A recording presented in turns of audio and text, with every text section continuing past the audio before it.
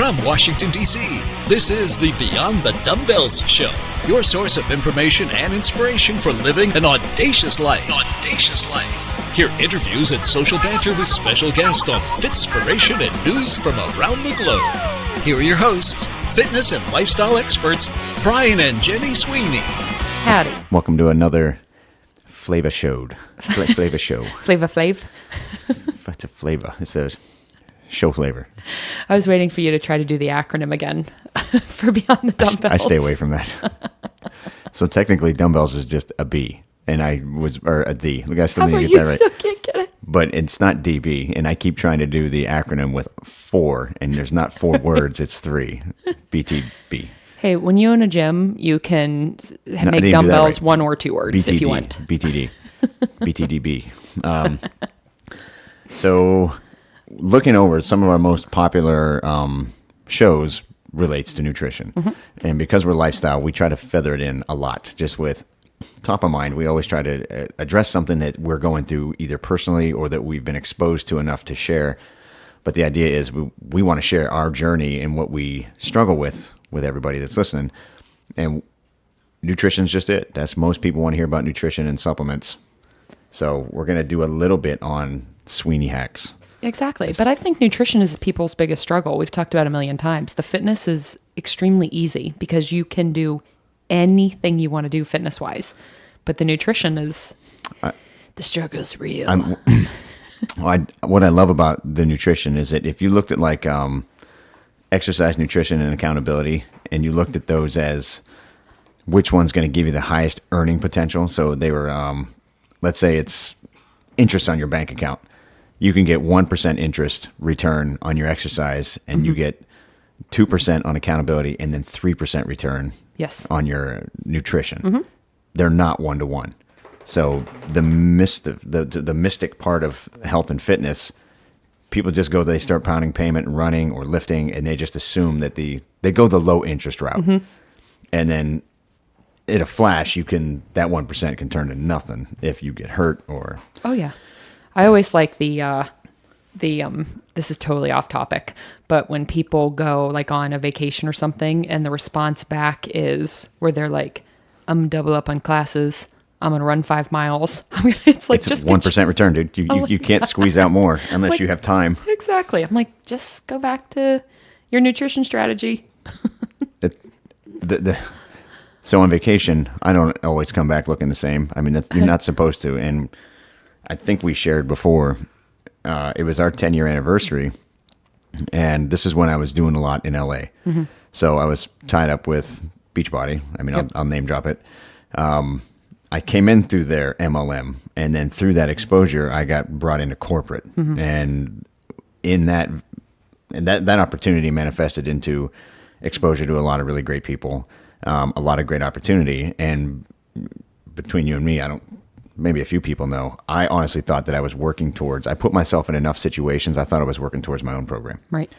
And nobody promised anything. I wasn't misled, but I was out in LA like every 2-3 weeks. And, lots of filming. I was the format expert for a lot of the programming. So I was really in the mix.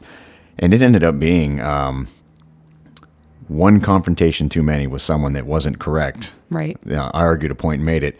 And I just stopped getting invited to things. You can't tell people they're wrong when they are anymore. So where was I going with this? You were talking about our 10-year anniversary. So in the middle of all that, I guess, exploration, I had a shoot, and it was one of my first ones. Mm-hmm. And I can't remember if this was one of the first ones that I did with Tony or not, but we went to an all-inclusive, and I didn't drink, and I didn't eat bad, and I worked out like a beast while I was on vacation. Mm-hmm. And because of that, and obviously here we are years and years later, it didn't turn into shite. No. And I lost that window. I lost that time. So now when we go on vacation, I don't look at anything else. I just need to make sure I don't come back and am crushed. But we are off duty. We enjoy the time. Mm-hmm. And we already start game planning. Typically on the last day, we start game planning our nutritional approach to get back on track. Absolutely. But it's not like I'm starving myself for the next week. Okay, so let's do running in the morning and let's do bike at night, and we should sign up for a marathon and we should do all these other things. It doesn't work that way. Exactly. but I also won't ever sacrifice moments again for stuff like that. I think that was a really good experience for us, though, because it was so over the top in restriction for you that it ended up being over the top restriction for me, because who wants to drink alone? I tried it. It sucks. It's such a bummer. But I think the cool thing is that we've been able to find a balance in that stuff. And it's like, you know what, let's still work out while we're on vacation and stuff. And let's still keep it a part of our life. But it isn't like a set your watch and get in what you need to get in. That's extreme. Sure. But we still enjoy ourselves. Yes. So anyway, it's cool to go on vacation. We did take a sidetrack. We took a nice detour here. This wasn't what that was about. But I also believe you're never more than 3 weeks away from getting back to 80% of wherever you started. Yeah. But I think it's important to reiterate 3 weeks away. Sure. Not 3 days. You can't make up for 7 to 10 days in paradise. You will not make it up the first 5 days. Just stop looking in the mirror. Stay off the scale those first few days, because all you're going to do is disappoint yourself. Exactly. You got to do the time. Yes. End of story. Yes. 3 full weeks. By the way, I'm assuming you all did know, you become inflamed and puffy just flying. Mm-hmm. So you can actually hold on to water weight just by being in an airplane. So you're going to come back, you're already soft. Yep. That's why when you get on vacation, if you're flying there, you're never as tight as you are when you leave. Yeah. So by the time you're not puffy from flying, you're puffy from everything else, the booze and the food and everything else. From so the dessert you bar. never look as good as the morning before you fly. So You should take a picture. that's your vacation picture right there. And you know what you do? You take a picture like where you live, and then you superimpose it Use onto a green screen. Use a green screen, and then you can take a picture of the pool and be like, "Look at me, I'm jacked on vacation." 5 days in, and I look ripped. No, that doesn't work that way. I'm gonna start doing that. People will be like, "Wait a minute, I know where that is. You said you're in Jamaica. No, you're not." I recognize those shorts. So now, the big influencers in our life, and this sucks, and hopefully people plan better than we do. With our job and what we do, budgeting for food, shopping, food prep is tough. Mm-hmm. Our days, well, we started today at 3:30, and we're going to run till tonight at probably 7 o'clock. So we're on average 15, 16 hours on the bad days, maybe Right. 12 to 14 on the good days. Mm-hmm. But in a lot of those cases, if you're not on Johnny on the spot with shopping, we go without eating. Right. And it's not a boo-hoo. There's avenues. I know we keep looking at grocery delivery services, and we always think, well, let's take the time. We'll force ourselves to go out and shop. Oh yeah, and we do Heartland. And yeah, so we have options, but there's still times when the fridge is empty. Yes. And we will have to go out. And how do you survive eating out and then maintaining your goals and everything else? Because once you get tired and fatigued, you don't eat right. It's almost guaranteed you won't sleep right that night. And when you wake up the next day tired and malnourished from the day before, you make more bad decisions. Right.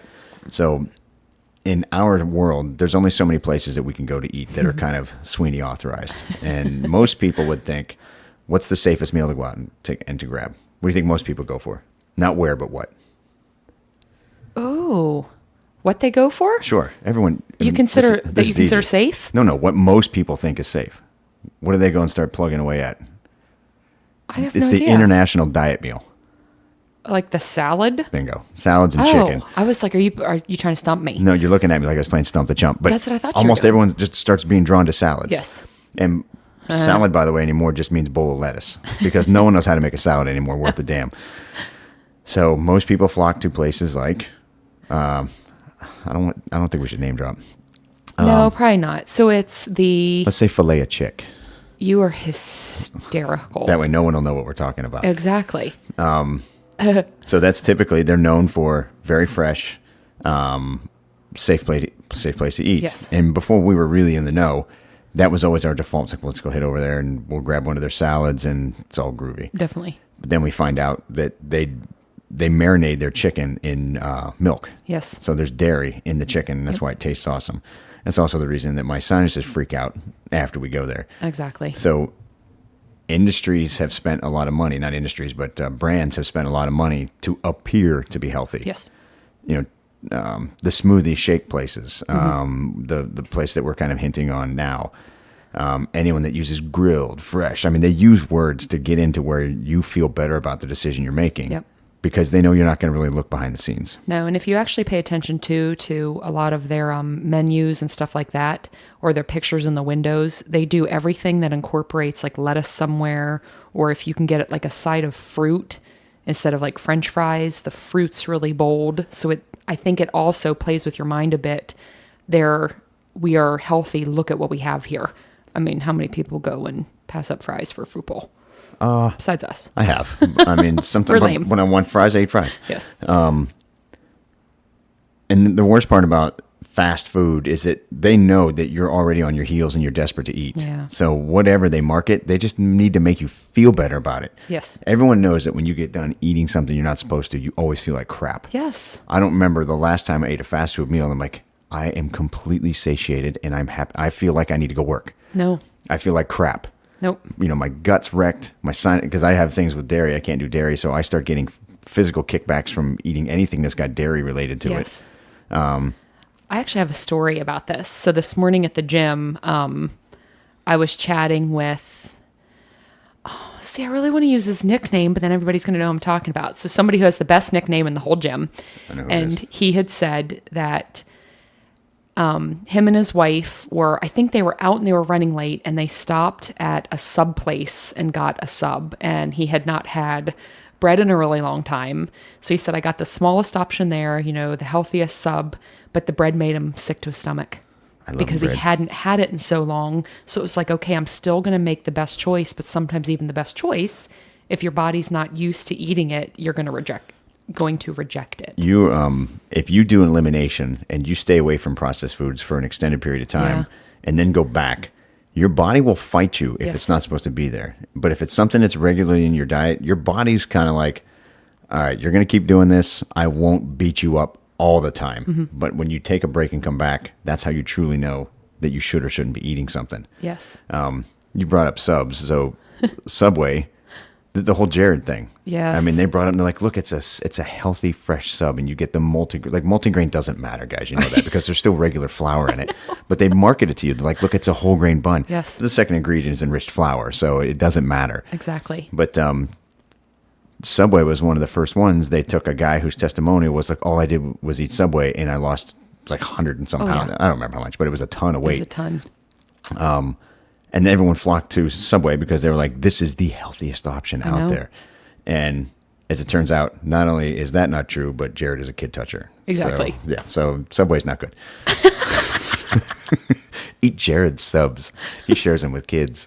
Okay, so I don't know where that came from. And there's, I don't know where that came from. Sometime I'm going to just video our podcast, like facing my face so people can see my look of horror sometimes when you start to say things. Subway in the Neverland Ranch. Nice. Oh, you're wrong. What? Okay. All right. So what do we do? So when we go out and understand that there's no one that gets more twisted about not having food and not having options than me. That is the truth. I am a monster. I don't even like myself. And it gets to where when I have to submit and go somewhere, because one, I got to stop the rage. Mm-hmm. And two, I'm eating somewhere where I don't want to. I know that not only am I upset about my choice, that afterwards I'm going to regret the hell out of it. But I have to the biological me is just going sideways. Yep. So I end up having to go somewhere else. But unless you go to a grocery store and just go and pick healthy things right there aren't a lot of ways to eat out and not get jacked up somewhere. Mm-hmm. I don't like what goes on behind the scenes with a lot of food products. You know, when you're looking at Chipotle a year ago, where there was some kind of corporate espionage where there was Chick-fil-A's all over the country where people were getting exposed to E. coli. Chipotle or Chick-fil-A? This was Chipotle. Okay. So when we think healthy, our list was, it started out at one point, we actually thought that like a multi-grain croissant with like a piece of egg on it was the healthy breakfast choice. Right. And then you find out what they're doing to the eggs, what you find out what's in the bread, and you're like, well, it looks the healthiest, but it's really not. Then Chipotle was one of my favorites for a long time. Then you find out the chicken isn't awesome. What they're putting into the mixes isn't awesome. It's not fresh ingredients. They're doing things to them. Right. So one, if it's a GMO chicken, And I've started noticing this because we stay clear of 98% of any meat product we eat is hormone free, fed the right way, taken care of the right way. Right. Well, when I go eat chicken now that is hormone, I notice it. There's digestion problems. Oh yeah. It tastes completely different. You're either burping it up, farting it out, Yeah. or you've got 48 hours of intestinal distress because a moment of weakness. You want to like the bowl. It's the healthiest thing in here because you're not eating the wrap. I know. You think because that wrap's not there that it's a smart choice. I know. And the whole thing is the wrong choice. Yes. So we've graduated from place to place to place, just like we've graduated from proteins and protein bars. Gosh, we've had such a change over the years. I could write a book on where we started and the things I thought I knew, but Yeah. then you find out more and more and you learn about the products that you're eating. You're like, there is nothing that's good. Right. So one, shopping at the grocery store, picking out your own stuff, that is number one. And even then know what you're getting. Yep. And I think for us, one of the coolest things that we really started paying attention to, and you understand, sometimes if you're on the road, you get stuck in, an accident, you had packed some food, but you run out and you're starving because you've been sitting in traffic for 4 hours. And it's like, I've just got to get off and I do have to hit some sort of a fast food type place. Are you saying an accident like you poop your pants? Or No. It's a different accident. Like you're sitting in an accident. Let's say you're in beach traffic on 95, everybody's favorite.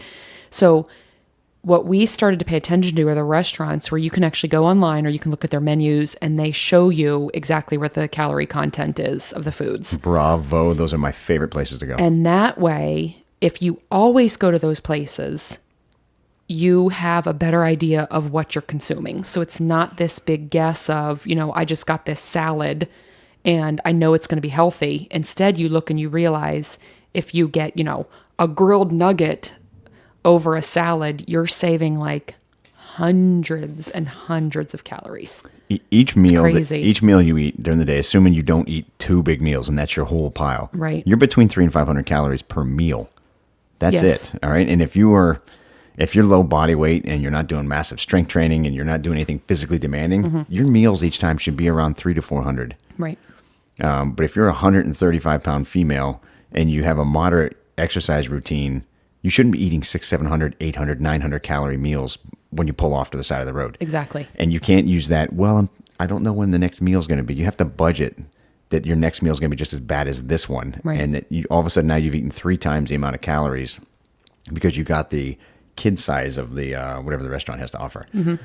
Okay, but great points. So when we go out, so the grocery store is the number one. Restaurants that that advertise their calories, Yes. that is key. Yes. Don't ignore them if they have them there. You need to look at them and be smart about what you're choosing. That has made me shift direction immediately. And I think if most people knew or were aware, there's a reason people don't publish it. Exactly. They don't want you to know because you're Exactly. going to not eat 90% of the menu. Yep. And the cool thing is with a lot of them, especially sit-down restaurants, they're doing the breakdown too of sides. So if you're ordering a dish that comes with, we'll just say French fries, you can look down and say, well, 350 calories are from those. Is it worth it? Or can I sub for, greens or a salad or something that also have the calories? So you get to make, what I like about it is you get to make that educated decision on it. You can take, if you start off with a cheeseburger and then it's like, okay, well, the first thing is I'm going to take the bun out. The second thing is, do I really want the cheese on it? Nope. Okay, peel that. So you can start to take some of those calories off, but you're still sitting at a, great restaurant, enjoying time with your friends and family. And you're still eating what they're eating. You're just making a smarter choice. And if you have an itch to like get a fry and you see that it's like a 400 or 500 calorie French fry or waffle fry or something set up, I always insist on sharing. I try to share all of mine. Yeah. Jenny doesn't like to share with me, but I I always really don't. I know you don't. I don't like to share. There's very specific things I don't like to share. Yeah. I don't like to share my gum. That's true. I really don't like to share my food unless I like what you ordered. Of course. And then you want to share. And then I want to share. But if I know I'm going to get something bad, I cut it in half right there and just say, hey, will you eat half of these? Yep. I have a craving for some of it, but Exactly. I don't want the whole thing. Yep. And don't be silly and be like, well, I paid for it. I need to finish it off. They're overloading the order. Of course. There's a couple of restaurants that are awesome, especially if you're looking at a burger and fries setup. Oh. ask for half. If you're like, hey, look, I know you're going to pile these on. It's a $5 French fry order. Yep. Give me half. Just don't bring them all out. I don't need them all. Exactly. Some restaurants, they believe in so much in giving you the value that they will just fill a bag full of French fries. And it's like, I can't take this. I won't because I'll crush it. Yep. The other thing that we do too, if we find ourselves in kind of like a fast foodie type place, is if they're like, you ask for half and then you get that really weird look like you're crazy. When we get whatever delivered to our table or pick it up, we will squash dump out what you want to eat out of a bag or whatever, and then we immediately throw it away. We look like crazy people. We do. I get it off the plate. Hopefully we're not on video anywhere. I get it off the plate, and then I ruin what's left so that I don't want it. Oh, you have to ruin what's left. Like I'll put some of my iced tea on something so that I don't want to finish it. Well, we have to. It's crazy, right? Now the other places, sushi is great. We go for just like sashimi, just straight fish. We don't go for much rice at all. Right. So if there's something where if you're sharing a roll or something and it's got rice, great. But a quarter cup of rice or more, and you start getting into trouble. Yep. Just per sitting. I mean, there's nothing wrong with rice, but you don't want to eat freaking 2.5 cups full of sushi rolls. Exactly. That's not sushi. Sushi, that's rice with a little bit of fish on it. But if you go straight sashimi and it's a good place, you can order off the menu and you can get a ton of protein, get a lot of good fats, Yep. and keep all the bad stuff out. Yeah. And you don't have to worry about a whole lot of fried unless you're ordering the bad rolls. Of course. What else typically do we look for restaurants? Where else do we go? We've gotten into pho. So some of the Vietnamese, but you've got to. I have them cut all the noodles in half. Exactly. It's like I will ask them, don't bring it all out. Yep. I just want the chicken and the soup and whatever veggies they have around. Exactly. No, I think with everything, it's just you've got to be mindful of what you're doing. And if you go to a place that doesn't have the calories, or you don't look up online what the average, calorie intake is on pho, if you really want something, and I always say it, if you really want a meal and you know that you can bounce back from that one thing and not trash the rest of your day, then you should absolutely have it. It's just being aware of what you're putting in your body, especially if you've removed a bunch of stuff. If you want to go out and it's worth it, like for me, I would never want a hamburger on a bun. I would rather have the hamburger meat sitting on a plate with French fries on the side. Like You're swapping the carbs. Exactly. Yep. So for us, for sashimi, I don't enjoy the rice and the rolls enough where I would want that to be my carb. I would much rather just have the fish and then, have extra fruit carbs or something like that. You've got to be strategic about it. Exactly. And if you end up with that eating Alzheimer's, where you walk in the door and you're like, well, it's game on now. I'm already here, so I might as well just enjoy what I'm eating. Right. If you do that enough time during the week, it takes about 3,500 calories is about the equivalent of a pound. Yep. So if you end up eating half of that, so if you're doing 1,700, 1,800 calories extra per week, you're going to add 1/2 a pound of body weight every week. How would you like to go up in weight 2 or 3 pounds every month? And then you're like, all of a sudden, what the hell happened? Yep. Because the excess, if your body can't use it, it will store it. So that's why we always kind of recommend you should always walk away a little bit hungry. You always want to be in a slight deficit versus always eating in excess, unless you're doing big strength training or big bodybuilding and you need the extra calories. Of course. But always assume you don't need everything you're eating. And you can't rely on another human to put a plate or a bowl of food in front of you. It's like, here's the portion you need. We get confused and think that value means I paid for it, so I should eat it. Exactly. Get a to-go bag. I was going to say, get the to-go bag. What else do we do? So Vietnamese is good. A lot of it can be clean. Obviously, the sushi places are good and clean. Where else do we normally go? We're so lame, honey. We really are. I mean, our car goes through a drive-thru if we want an unsweet iced tea. And it's berserk time. I mean, if I'm in a drive-thru, something's really wrong. If I've somehow given up and said, just go through the drive-thru, something's really wrong. Yeah, but it's all of those. And you mentioned smoothies too. And it's just, you go pay attention to the calories. I mean, if there's any tip, I think you and I love food like freaks. I'm a fat kid. I mean, I am too. Like the inside is like, I want that so bad, but it's just, if you've got specific goals, or you know that there are certain foods that even though you love the heck out of them are going to cause a reaction that is not worth it, just think before you actually speak. I mean, there are some smoothies out there that are so good. Are they worth 680 calories? They're all bad, dude. Well, to me, they're not. They're all smoothies are bad unless you're making it on your own. Yes. And it's straight veggies. Exactly. Or vegetables and fruit. Vegetables and fruit. A little bit of a mix. Yes. Now, that's a great point because one of the tropical places we looked at, the smoothie joint, they had a 200 calorie, which was boring. Yep. And then you've got the sexy ones, which are all 500, 600, 800 calories on the way down. And since it's already liquidated, your body doesn't really get the benefit of all the fiber, not like you chewing it. Exactly. You know, semi-chewed fibrous veggies have a lot more pull in the intestinal tract than liquefied baby food. Exactly. But they've got you sold. It's like, look at all this freshness. Exactly. But it's one of those to remember, like if there's something you really love, it is actually okay to sub out for a fruit with less sugar or stick a vegetable in there and have them remove something. Like you really can go in and especially if your nutritional strategy, you're kind of aware of like what a serving of something looks like, or, you know, what foods trigger responses with you, or what, you know, fruit or vegetables have more calories than others. You really can create something that tastes amazing and still stay within whatever your intake window is. It's a little bit of mindset and a little bit of awareness. Yep. Now, we've spoken before. I couldn't tell you which show, but we were talking about the mediator release test. Yes. I think I talked about the MRT. And that information, the MRT is an immune system blood work. It's immune system blood work.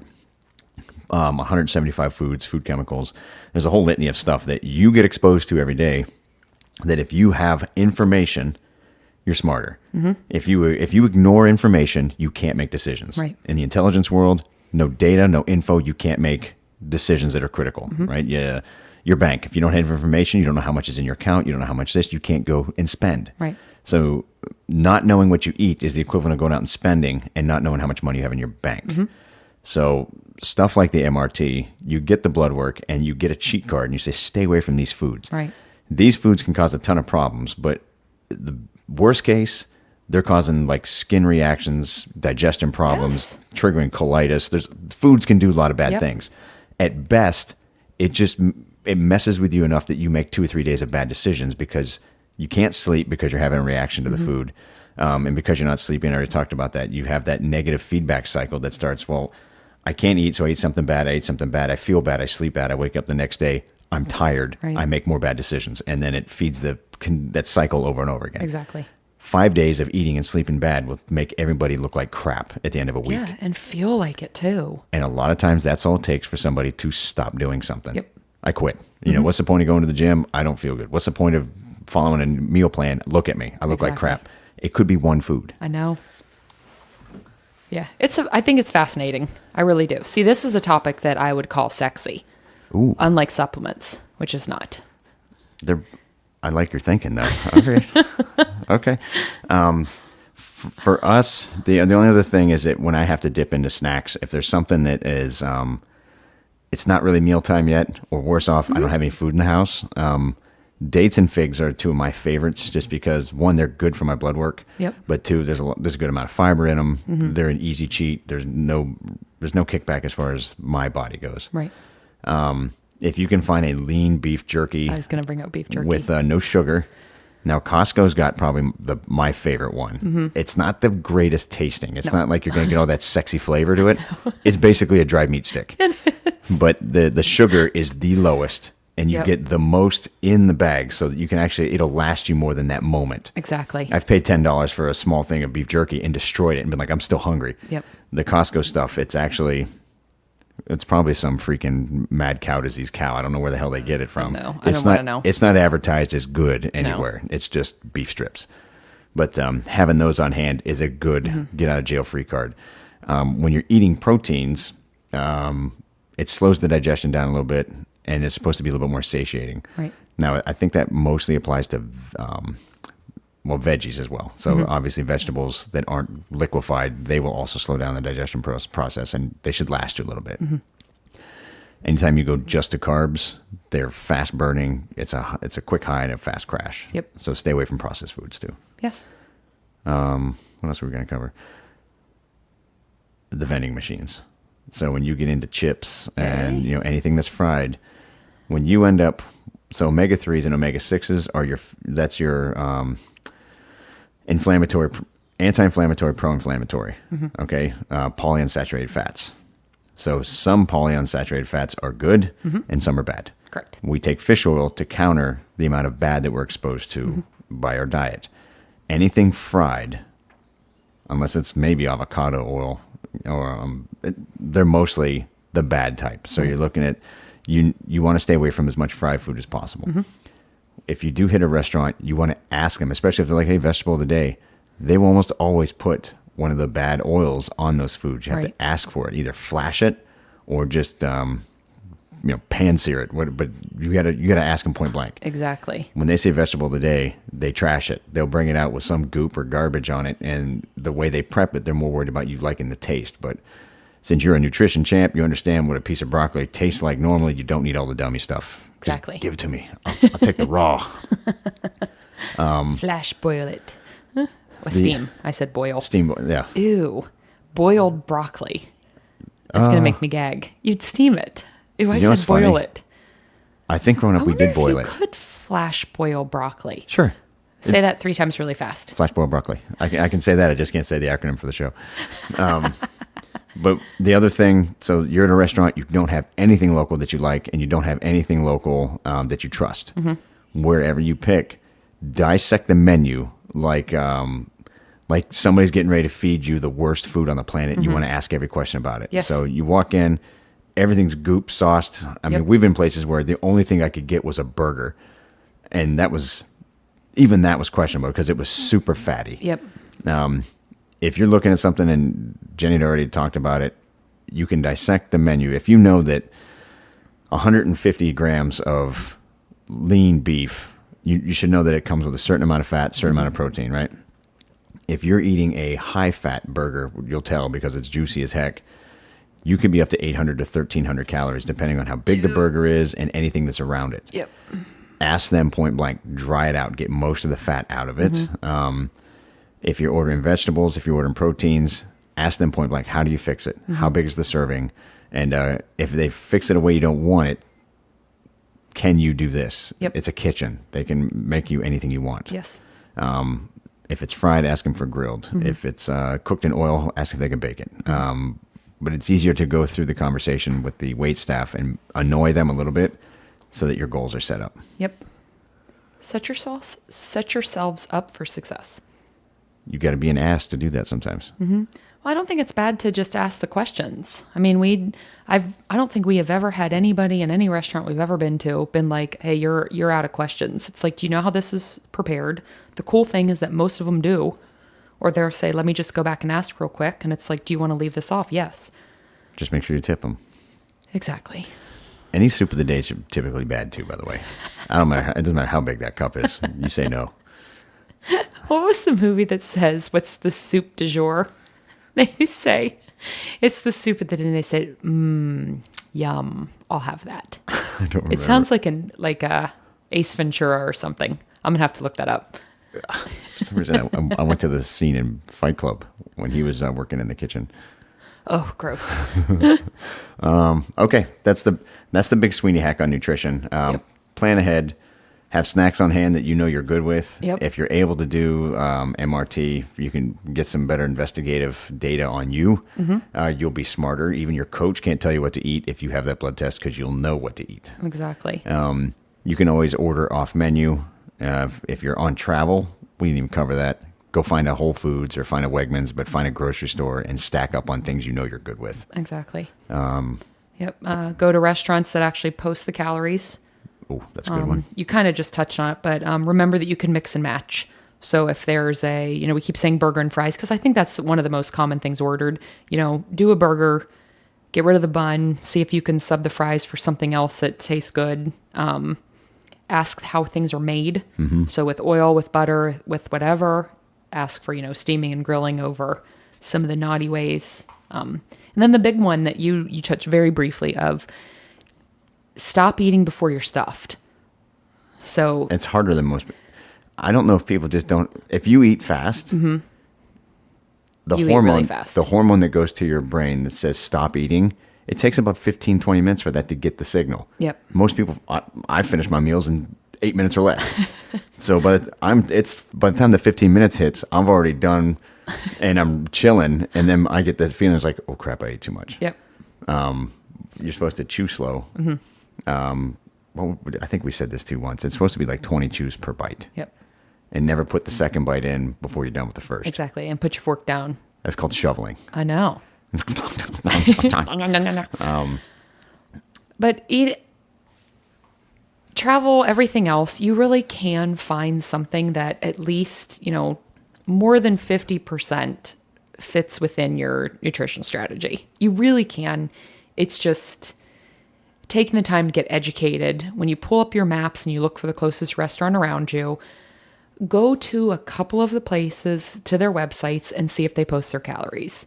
And if they do, my opinion is they're not afraid to show it because they know that they have some options that are healthier.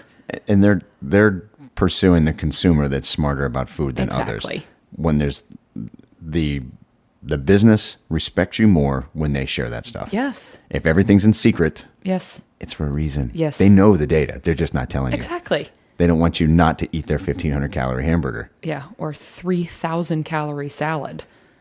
Ugh. There's some craziness out there. By the way, a serving of dressing is a tablespoon. You know that, right? I know. It's not. They put on like 4 or 5 tablespoons of stuff. It's like ladles. Well, if you are mixing a salad and you put your dressing in it, the dressing can get all over everything. Mm-hmm. If you're just dripping it on the top, you're going for coverage, so you dump it all over the place. Oh, yeah. Well, you can't toss a salad while it's sitting on a plate, so you think, I need more dressing. Exactly. So the trick to that is, I'm going to sound like a weirdo. I will just actually stick my fork in the dressing with no food on the fork. Mm-hmm.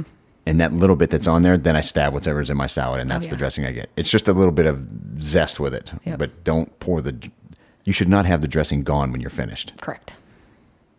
It's like a quarter cup or half a cup of dressing. Oh, yeah. It's nasty. Yeah, if you dumped it on your salad, you're going to eat your whole day's worth of calories right there. Exactly. With dressing. All right. Well, this was informative. It was. I have no idea what show number we're up to. I don't know either. Some fabulous number, I'm sure. So we got some good interviews scheduled. Some industry experts. I don't want to give it away in case they back out. Mm-hmm. Oh, I hope not. I hope not. And we're still trying to figure out when I'm going to go solo on this bad boy show or bad girl show. You're due. I am due. Okay, where are we at? Hold on. Yeah, this is number 30. check. This is number 36, I think. Oh. Yeah, so we're getting up there. All right. Well, we're going to punch out. Practice some of this today. Yes. This is all worthy information, and it will benefit you immediately. Mm-hmm. Okay. Anything else to add? No. All right. We'll see you on the next show. All right. All right. Peace. Guys. See you guys. Thanks for listening to the Beyond the Dumbbells show. We know you have thousands of options for content and entertainment. We appreciate you spending time with us. If you enjoyed our show, please share our web address, www.beyondthedumbbells.com, and maybe drop us a review. Until next time, live beyond.